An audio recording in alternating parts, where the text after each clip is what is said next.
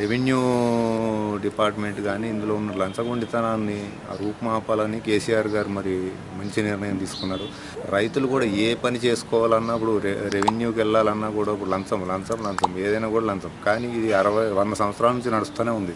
ఈ లంచాన్ని అనే దాన్ని రూపుమాపాలి అని అంటే మరి అందరి మద్దతు ఉండాలి కాబట్టి ఇవాళ రైతుల యొక్క మద్దతు ఉండాలి, రైతుల మద్దతు ఉండాలి. ప్లస్ అందరూ ఉంటే అందరికీ మంచి జరుగుతుంది కాబట్టి దీని గురించి మరి రైతులందరూ కూడా 100% దీనికి మరి కేసీఆర్ గారికి మద్దతు తెలుపుతారు. మన కేసీఆర్ గారు ముఖ్యమంత్రి రైతు బిడ్డ కాబట్టి, రైతు కుటుంబంకి వెళ్ళి వచ్చింది కాబట్టి, వారికి రైతు బాధక సాధకాలు తెలుసు కాబట్టి ఈరోజు ఈ రెవెన్యూ శాఖను అవినీతిమయంగా ఉన్నది కాబట్టి దీన్ని సంస్కరణలు చేసి దీన్ని వ్యవసాయానికి అనుసంధానం చేస్తున్న నిర్ణయము చాలా భారతదేశంలోనే సాహసోపేతమైన నిర్ణయం.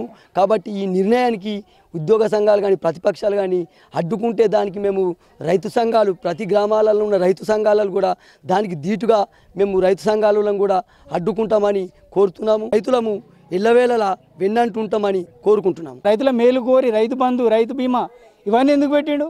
రైతుల కోసమే కదా. మరి కేసీఆర్ తీసుకున్న నిర్ణయాలు వీళ్ళు తూట్లు ఓడుస్తారు.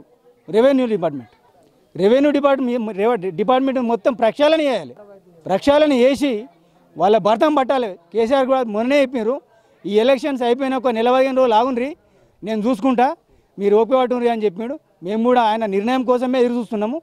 చాలా సంతోషం. కేసీఆర్ చాలా మంచి చేసిండు. రైతులకు మాత్రం ఆయన ఒక దేవుడు. ఈ రెవెన్యూ వ్యవస్థ అనేది అప్పుడు నైజాం అప్పటి నుంచి అదే విధంగా కొనసాగుతూ వాళ్ళకు అదే విధంగా అదే రూట్లో పోతున్నారు. ఇప్పుడు కొత్తగా ప్రక్షాళన చేయాలి. కొత్తగా ప్రక్షాళన చేస్తే బాగుంటుంది. ఎందుకంటే వాళ్ళకు ఇక కంటిన్యూగా ఇప్పుడు లంచాలు తీసుకొని చేయాలి, వట్టిగా చేయకుండా అయిపోయారు. ఒకళ్ళని చూసి ఒకళ్ళు ఎక్కువ 75% అటువంటి వాళ్ళు ఉన్నారు. ఒక 25% మంచి వాళ్ళు ఉన్నారు, లేరని కాదు.